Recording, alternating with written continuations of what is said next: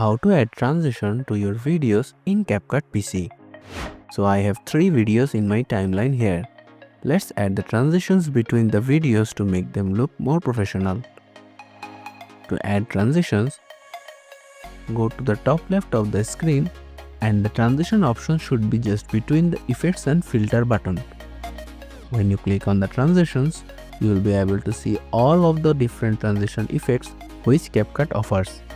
We can hover with our mouse if we want to get a preview on how that specific transition looks like.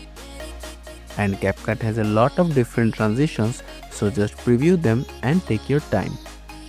In order to add a transition between the two videos, just click and hold over the transition and simply drag it over the two videos. The transition will automatically be added. When I play my video, you can see that it has a cool transition effect.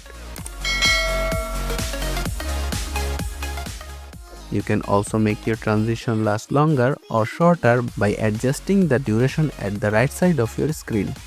But that's essentially how you can add a transition between two videos or two photos in CapCut. So that's how you can add a transition to your videos using CapCut PC. Thanks for watching.